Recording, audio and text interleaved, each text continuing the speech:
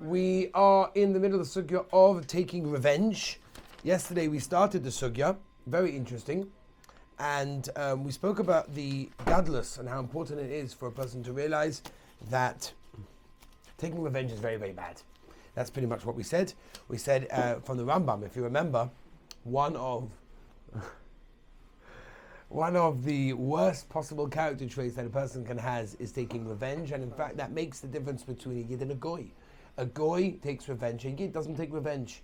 A yid is not makpid, a yid isn't someone that is upset and takes revenge based on what someone did to him, and that's an important thing. I want to mention to you a gewaldige chidah, okay? There's a modige chidah. Are you listening to this one? It's a modige chidah. The chidah. He brings down, he's got a sefer, and he quotes the kliyaka that explains the whole concept of revenge. And it's important for us to know because we're going to be discussing some of the halachic shaylas that come up in revenge, but we have to understand the severity of revenge. And he brings an example as follows.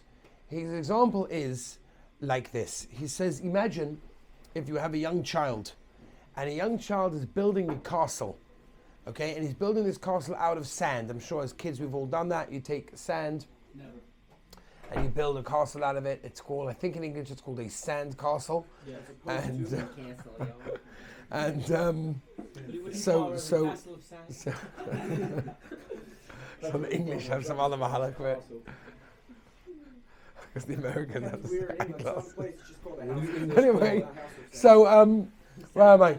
The Some place is just like a sand house. yeah, sand house, not sand house, castle. Anyway. Anyway, so here's this child. This child is building this beautiful creation, and kids, Lamais, are very proud of what they built. Okay, kids are very proud of what they do. They're proud. They spent time. They were busy. You know, kids are very excited, and this child is very excited. Will spend many hours on it. Could you imagine? Picture the scene, and this may have happened to some of you as well. That your older brother, for those of you who have, came along, saw your creation, saw all your work, and with one sweep of his hand, just literally whoosh, the whole thing is gone. Okay? The whole thing is gone, right? The younger brother's creation, his work of art, has been destroyed. Can you imagine the pain and the anguish that is felt by his younger brother when this goes on? So the little boy goes out and he starts crying. Starts crying to his tati. He goes to his tati and says, chutzpah, my brother is so mean, how could he do this? And he demands discipline. He demands that the father go and teach the son a lesson. Discipline him, do something about it. Don't just hear me out, do something about it. Now, the father is no fool. The father understands the situation. And he understands that the architect of this incredible castle was none other than this little boy, and you know it's a bit of sand, and it's not going to last long anyway, and there's no real purpose to it, and it's not going to play some magical role in this world. But, however, to the young little child, it means a lot. At the end of the day, the child it meant a lot to, but the father understands in reality it's nothing. If only he was able to explain to his son, my dear son, I hear what you're saying, and I agree that your brother didn't do a very smart move, and I agree it was mean, but it was a sandcastle. Anyway, it was going to be destroyed. The tide was going to come. The river was, it was going to go anyway. It's not like it was going to do anything for you. It's not like it was going to do anything for anyone. I understand it hurts you and you spent time. I hear, but that's not the be and end all of the world. Listen to the chidah. The chidah says that life is like a sandcastle. And many of us spend our lives and our time building this sandcastle. And we're so proud of ourselves. We're so proud of what we've built and what we've done. And we look at our creations, we look at our peiros, we look at everything that we've done, our success, and we say, wow, this is us, this is amazing, it means so much to us. And somebody comes along and knocks down the success, and knocks down our little castle that we built for ourselves. And ultimately we're so upset, and we Kaviyachol turns to Bein say, Bein, teach him a lesson, pay him back. Look what he did to me. Look what he did to all my work, to my success, to my everything. And the Bein understands, just like that father understood, you're building a sandcastle. Yes, I understand it hurts you. Yes, I understand it means something to you. but it's a sandcastle. So the world we're living in is a sandcastle. Yes, we build for ourselves buildings and we do whatever we can to live in this world as productively as possible. And we should. But ultimately, when someone does something to us, we have to realize he's knocking down a sandcastle. He's knocking down something that anyway would have been knocked down, that anyway would never have lasted. And therefore, for us to demand revenge and want something back from somebody else, look what he did to me, I can't believe it, I'm going to kill him, I'm going to get him. It's a terrible thing. I'm not talking about in Ruchnius. If someone knocks you in Ruchnius, that's a whole different parasha. But in Gashmius, when someone does something to something that belongs to you, and you're like, ooh, I have to pay him back, I want to make sure I get him. Why? It's a sandcastle. And it's such an incredible lesson. The Chidah is just putting things into perspective of what's going on. Says the Kli Yakar, and he says that people are often so offended by people. Oh, look what he said to me. I'm going to make sure he embarrassed me. He did this to me. Could be he did. And it could be he's wrong. But you have to realize you're going to go to the Rabbeinu Shalom and demand from the Rabbeinu Shalom that the Rabbeinu Shalom punishes that person. Why? The Rabbeinu Shalom understands, like that father, that it is a sandcastle. Okay, Rabbi Sai, that is the introduction to the sugya. I want to move on to a little bit of a description. What is revenge? After all, we're saying how bad it is. What Lamais is revenge. So there are two things in the Torah that I want to mention to you. Okay? Two Makoros that we have is the Gemara in Yuma. The Gemara in Yuma, Pei Gimel Amud Aleph, talks about revenge. And those are our Makoros, those are sources for revenge. Okay? Number one, the Gemara in Yuma, Chav Gimel Amud Aleph tells us there's something called Nekima. And there's something called Netira. Nekima and Netira. What is the difference? Okay? So that's where it comes from. Very good. So let's explain one by one. Okay? The Gemara goes to example. I think everyone here, by the way, is familiar with this example. You'll be like, yeah, everyone says that. Every speech they go, everyone knows this. Everyone knows this example, okay? I'm going to say it, you'll be like, oh yeah, I know it, okay? If you ask your friend for a hammer, and he says, no, I'm not giving you my hammer. The next day he comes to you and says, can I borrow your hammer? And you say to him, no, I'm not giving you mine because you didn't give me yours. That's called Nekima. That's a simple act of revenge. You didn't lend me your hammer, I'm not lending you mine. You didn't, when you went to the store, you didn't buy me a bag of milk when I asked you. I'm not buying you a bag of milk when I go to the store. One second, we'll get to that. Let's do one at a time. Doesn't have to be the same item, no. Doesn't have to be the same item, okay?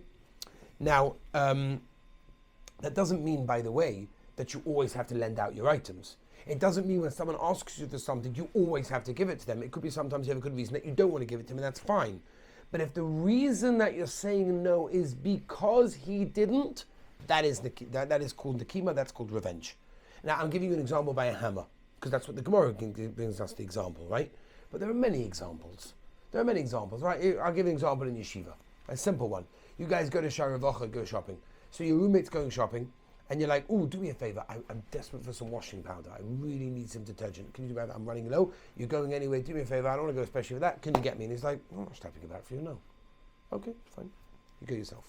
The week later, you're going to Sharabacha, and he's like, oh, you're going, do me a favor, I really, really need some, whatever it is, I need, I need some water. I need a couple of bottles of water, whatever it is, right? There's a trip coming up, Baruch Hashem, so I need Bisley, I need some snacks, I need some water for the trip, because why should I expect the yeshiva to be, whatever, but you understand what I'm saying, right? Okay? And you're like, no, you didn't do it for me, I'm not doing it for you. By the way, we're going to talk about this. Even if you don't tell him that, but that's what you're thinking, it's the same thing. No. Let's say you tell him, I can't right now, but in your head you're like, no way, why can I do it for you if you didn't do it to me? Yeah. People do this all the time. Why not? Do people do this all the time? He's just a lazy guy. He doesn't go out. I'm not always a lazy guy and you say no because he's lazy. That's a different reason. Everyone doesn't want to do chesed. There's another reason to do chesed. I'm not talking about that now. I'm talking about the reason that he refuses something for someone is because that guy refused him. That's called Nekima. Now, let me move on. We'll get to questions. There's something called Netira. What's Netira? So the Gemara says, again, Yuma Chav Gimel Amud Aleph. The Gemara says, you ask your friend, you go to your friend, say, can you lend me your hammer? And he says, no. Okay. The next day he comes to you and says, excuse me, can I borrow your hammer, please? So you say, sure, I'm giving it to you because I'm not like you that didn't lend it to me. Okay? That is called Netira. Says the Gemara, and this is my first Gemara, boy. So look this up. Yumachov Gimel Amar Aleph. The Gemara says, even if you don't say it, but it's in your heart. That means you're saying yes to the guy, but in your heart you're thinking, yeah, I'm not like you. I'm doing it. That's human instinct. Whoa, it's a human instinct. A bad human instinct that needs to be stopped, rooted out of its evil, and destroyed. Okay? Now, I agree with you, by the way. Excuse me. My voice is still not there yet. We're getting there. I agree with you, by the way. Most people think that way. That's why we're here. Because we're not meant to do that. You can't just not think that way. I'm not asking you to flick a switch and change your whole, essence. What I'm asking you is to think about what we're learning and try to implement it in your lives. That's what we're doing here. Ben Adam Chaveru, by the way, just in case you didn't realize, is not, one second, Ben Adam Chaveru is not a, boom, you come to the share, you learn about hating people, embarrassing people, I know it's Tavarim, boom, with different people. It doesn't work that way. It's something you have to work on constantly, but you have to be aware of it. You're coming here to be aware of it. What's your question? No, but what's it called? The whole thing of like, somebody does me a favor and then he asks me to do something, I'm going to return the favor. If I ask somebody to do something and he didn't do it for me or whatever. That's called revenge. Beautiful. Excellent. You just defined it. Yeah, you can't not. Now, you're allowed to tell him no because right now I don't want to give you my hammer. That's fine. But if the reason, or right now you're giving to him because you want to do chesed, but if your mindset, and again, as the Gemara says, even Mailach, even if you don't say it, but you're thinking about it, when you're going to Shara Vacha and he's asked you for that, Even a Avera for something for this, that all just popped into your mind. how can you get an Avera? Every Avera has to be an action or a speech. Averas can be in your head. We know that. There's no way that. What does it mean? There's no. That builds up over time. The thought that, I'm doing it even though you didn't do it for me, that just pops into your head the second he asked you. Because your nature, like he said, your nature was it's a natural instinct that if you did something for me, I'm not going to do it for you, or I'm going to do it and think, well, I'm not like you, I'm better than you, right? But that's a problem. How do you get that out? How bad revenge is? You think how bad revenge is? Now, okay, let me just clarify something. Let me clarify something. Mailach, this is important for you too. This is important for you because this really was your question. The Rambam in Sefer Mitzvahs brings this down, and he says only if you say it, you're over. That means, according to the Rambam, only if you say to the guy, yeah, I'll get you a washing detergent because I'm not like you who refused it. Only if you say it, you're over. According to the Rambam, if you think it in your head, you're not over. According to the Rambam, okay? The Smak says the same thing also as well. The Makor is the Gemara, really. The Gemara says, Yoim aloi, Omar aloi. Mashma, yeah, only if you say it, you're over. However, big however, there always has to be a however, and that is the Ravid and Rabbeinu Yonah, okay? The Ravid and Rabbeinu Yonah bring down ve'ein ha'oinish bezeh ala dibo ela al netiras halev. Says the Ravid, says the Rabbeinu Yonah, you're over not only if you say it, but if it's going on in your heart, that means you are over. Okay, we're dealing with a very serious thing over here.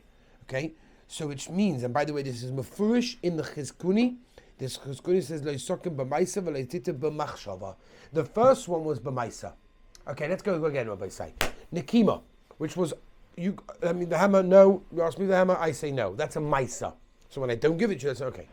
Netira, when I'm basically saying I'm not like you, and that's why I'm doing that which you didn't do to me, which you didn't lend me. That, says the Chizkuni, is also b'machshava. So the first one is b'maisa, that's Nekima.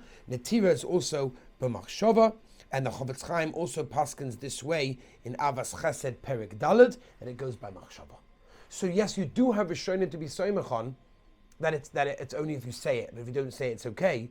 But many Rishonim and Poskim Halacha L'Maisa say that if it's in your heart, then it's there, and you're taking revenge. Okay, and that's a very, very dangerous thing. Okay, now we find, by the way, many times in Shas, when Gemara tells us Omalei, it will also mean in your heart. Lav dafka bepeh, it can also be machshava, and at the end of the day, all of this is toli b'heart. This whole halacha is toli in what's going on in your heart at the time. Okay, now how about this? What I say? Okay, we'll end with this one last question. How about taking revenge by not helping someone? Let's say, for example, someone embarrassed you, someone did something terrible to you, did something not nice to you. You really, God, you can't stand the guy. I want to do something. So what do?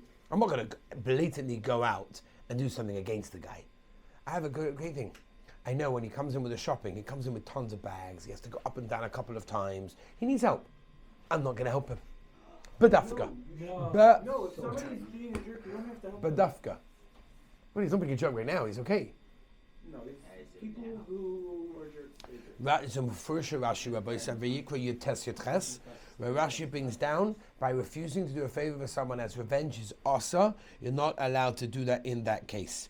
Okay? And it's very, very important, by the way. You know, you're going to have kids, mitzvah Hashem, be'itu bisman at the right time. Guys are going to have beautiful, wonderful neshamas and children. Offspring of Beis David. It's all a continuation of the mishpacha. Your kid's going to come in one day and say, Tati, Yankee really embarrassed me in the middle of class. I'm really upset with him. Can I embarrass him back? Yes. Now, as a parent, you have to know what to do. You're going to have to know to validate their feelings, but you're also going to have to try and make sure that they have to realize that, no, we teach our children we don't do revenge.